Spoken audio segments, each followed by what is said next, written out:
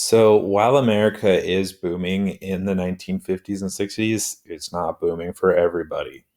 All right. The rise in income and wealth for Americans isn't going to apply to all parts of the population. And we're especially going to see it in schools. Now, I need us to remember that after the Civil War in America, Southern states were having a hard time dealing with the New World Order, that African Americans were now supposed to be treated as free and equal members of society. And yes, the 13th, 14th, and 15th Amendment were put into effect to aid African Americans in the new America.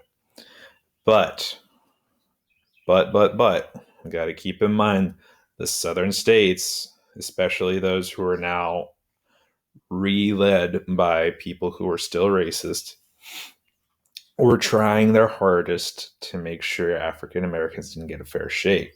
Something that comes out of this is Plessy versus Ferguson case in the 1890s, which dealt with segregation in the United States. It was about a black man who tried to sit on a bus that was designated for white citizens. This is in New Orleans, so this is basically impossible because of the large African American population there.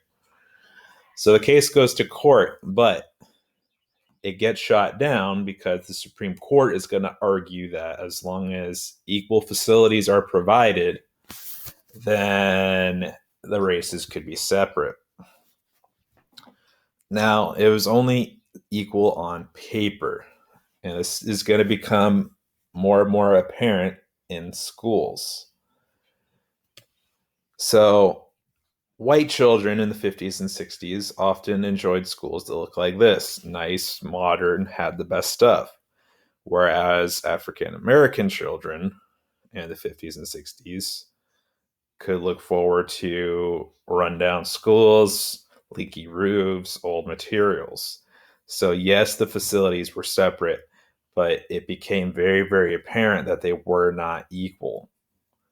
And the sad fact of the matter is, the predominantly white schools had a better tax base. Schools run on taxes. So this school often got more stuff. Whereas schools that were predominantly African American were in poor neighborhoods. They couldn't collect as much money and therefore were more run down. So this is all going to come to a head.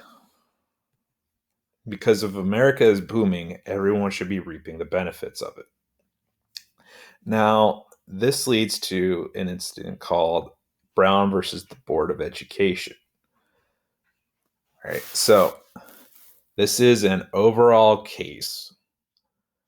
And when it gets observed in the 50s, this is going to be the thing that ends school discrimination. The Supreme Court justices who were hearing the case agreed that separate but equal was not equal, and therefore what was happening was unconstitutional. So Brown v. Board is going to overthrow the earlier court case of Plessy versus Ferguson, because the only way to change a law is with another law. So now we're entering the era of school integration.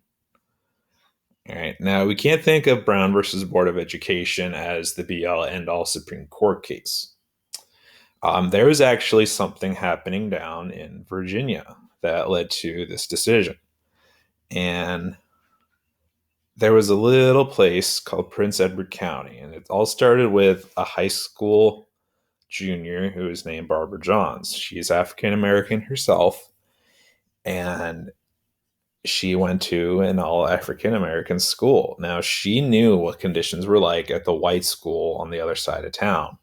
They were much better compared to where she was going. For example, at the school Barbara Johns was going to, it was built with a capacity of 200 students in mind. They had 400 students attending the school. There was just not enough space for them, and the building was in shambles.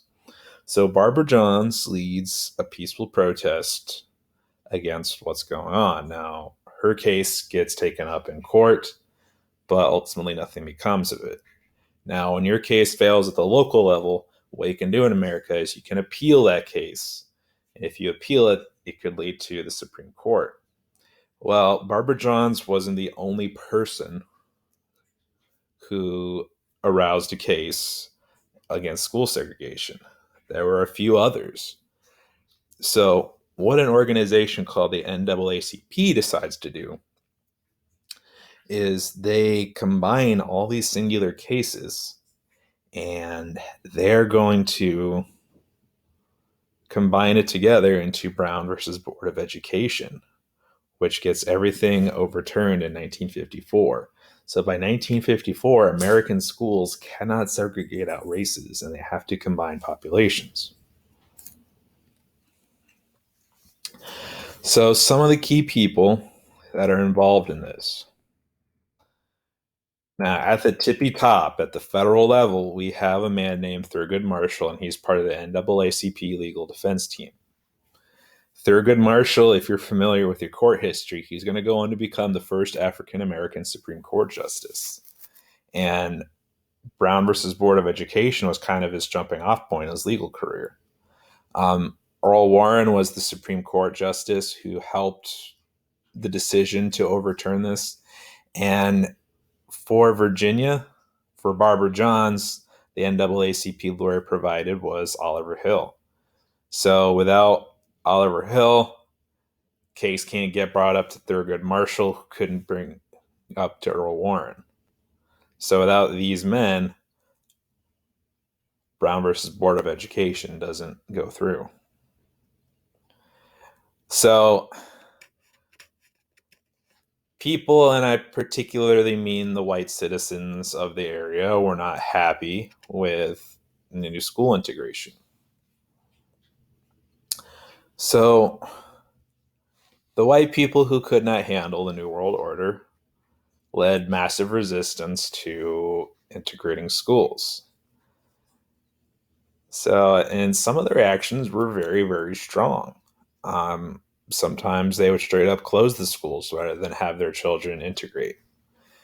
Sometimes people would establish private schools because then they could send their children there and they could pay for it, where African American families could often not pay for private academies.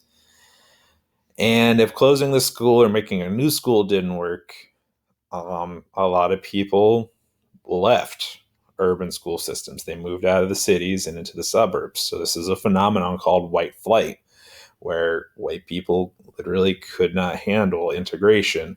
So they moved from the city into just out of the city. And this is kind of the weird way suburbs get started.